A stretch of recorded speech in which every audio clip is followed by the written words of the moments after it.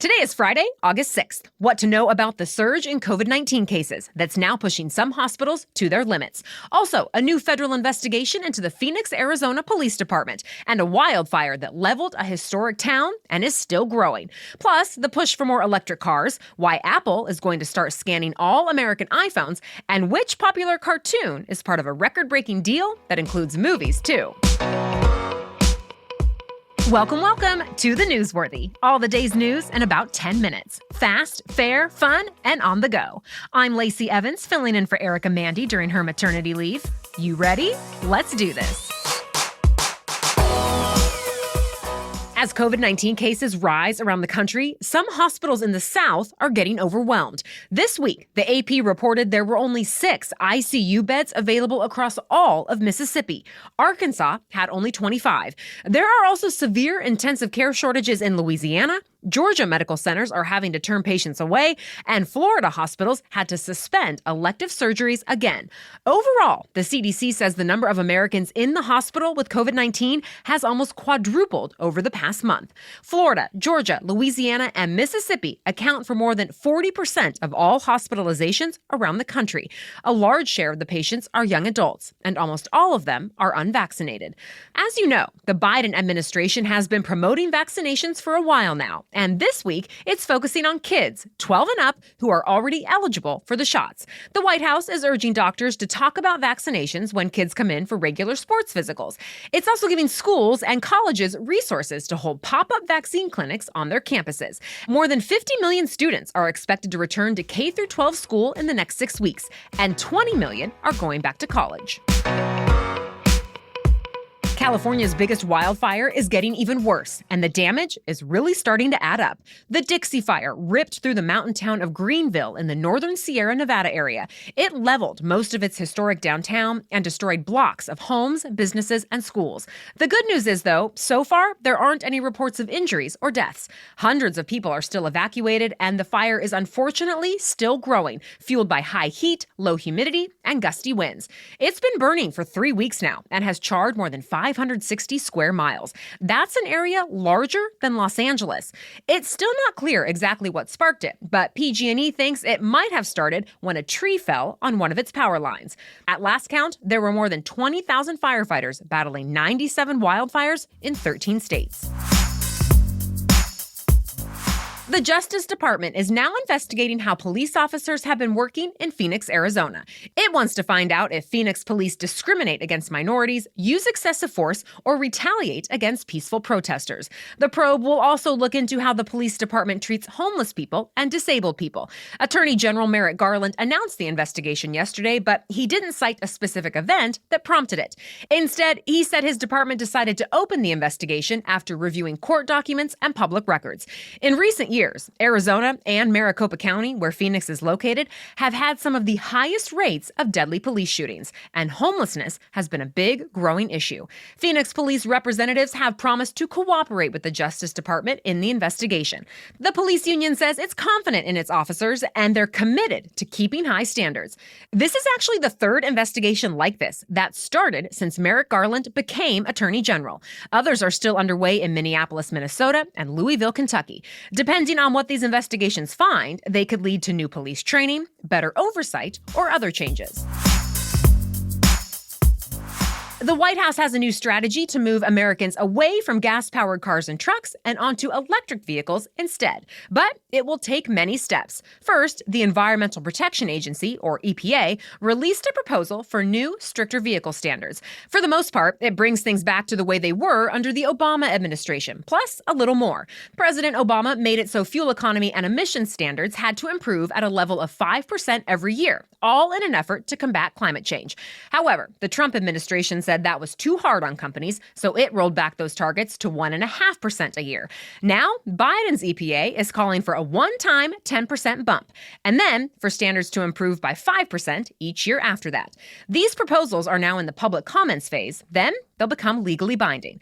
As for the next phase of the White House's plan, President Biden signed an executive order that calls for at least half of all new car sales to be zero-emission vehicles by the end of this decade. That means a lot of new electric cars and plug-in hybrids. This one is just a target, not a law. But major automakers like Ford, General Motors, and the company behind the Jeep and Chrysler brands all say they support this goal too. So do foreign car brands like BMW, Honda, Volkswagen, and Volvo. It's going to be a big shift, though. Right now, electric vehicles account for only 2% of new car sales in the U.S.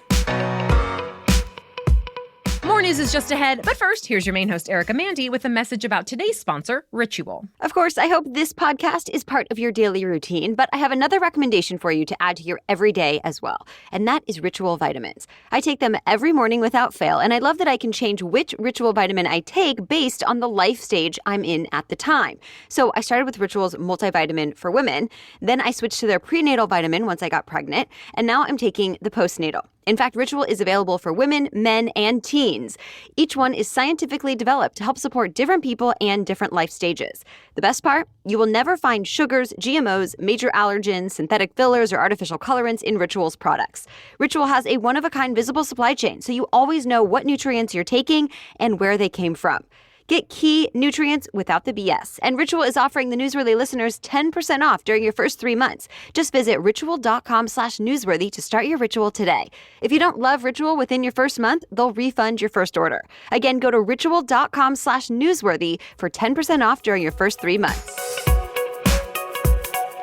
Americans set a new record for bankruptcies in the last year, but don't worry, it's a good one. Fewer people filed for bankruptcy than at any other time since 1985. Government data shows personal bankruptcy filings dropped nearly 33%. Officials say the relief bills Congress passed helped a lot, since they included benefits like extended unemployment aid, the eviction ban, and bigger child tax credits. Businesses also fared pretty well. Commercial bankruptcy filings were 17% lower compared to the previous year. These numbers are especially encouraging because at the beginning of the pandemic, economists predicted bankruptcies would skyrocket. But the National Bureau of Economic Research says the COVID-19 recession actually ended after just 2 months. And the U.S. economy is bigger now than it was before the pandemic started. Pretty soon, Apple is going to start scanning all iPhones in the U.S., looking for images of child sex abuse. iPhones will be updated with some complex technology that can spot any child porn in the iCloud. If it finds a match, a human will review the image. If that person confirms it really is what the technology thinks it is, they'll notify the National Center for Missing and Exploited Children, and the person's account will be disabled. Separately, parents will be able to turn on a feature that flags them when their kids get or send any naked photos in a text.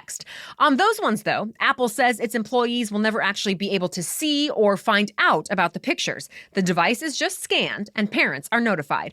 Child protection groups are praising Apple for its new plans, but cybersecurity experts have some privacy concerns. Some of them told the New York Times it sets a dangerous precedent for Apple to even create surveillance technology, since law enforcement or governments might be able to exploit it for other purposes. But it's worth mentioning, Microsoft, Google, Facebook, and others have been scanning their user files for child porn for years, and they've been alerting authorities. Apple has been resisting, though, until now. It says the update will be coming as a software update later this year for iPhones, Macs, and Apple Watches. More than 700,000 people are riding into South Dakota's Black Hills. The week-long Sturgis motorcycle rally begins today. Every year, motorcyclists come from all over the country to explore different routes through the region, go camping, and see concerts. The annual rally typically brings in about $800 million to the local area.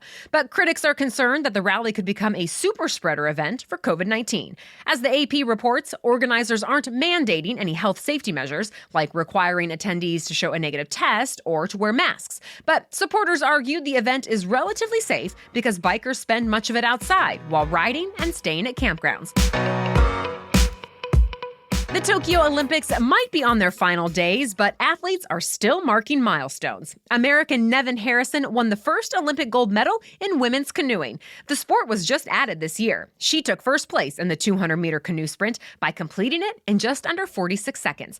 Over to the sand. American beach volleyball partners April Ross and Alex Kleinman won the gold medal in their sport. They cruised past their other opponents to reach the final match against Australia. It made them just the second American women's beach volleyball team team to go undefeated at a single Olympics. Up next, the women's basketball team and the women's indoor volleyball team are both in the semifinals this morning. Both teams are up against opponents from Serbia. And on the men's side, Team USA basketball will compete for a fourth straight gold medal when they play against France today. The Olympic Games wrap up this Sunday. You can watch the closing ceremonies during prime time on NBC.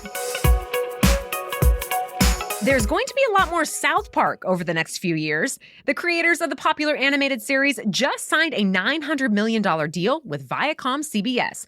As Bloomberg reports, it's one of the richest deals ever made in the TV industry. It includes at least 6 more seasons of the hit show that'll keep airing on Comedy Central. And it also includes 14 South Park movies that'll air on the Paramount Plus streaming network. The Hollywood Reporter says creators Trey Parker and Matt Stone will put out 2 movies a year, and the first 2 will debut later this year.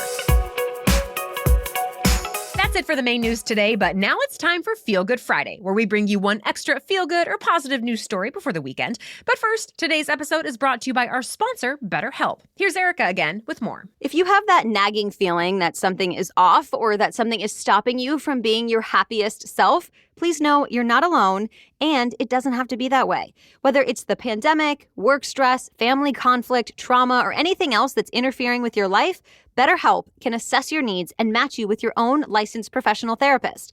They have counselors who are specialized in a wide variety of areas, and everything you tell them stays completely confidential. You always connect in a safe and private online environment, and it's convenient and easy. You can send a message to your counselor anytime from the comfort of your own home. Plus, schedule weekly video or phone sessions if you want. It's also more affordable than traditional offline counseling, and financial aid is available. I want you to start living a happier life today. And as a newsworthy listener, you'll get 10% off your first month by visiting betterhelp.com/newsworthy. Join more than 1 million people who have taken charge of their mental health.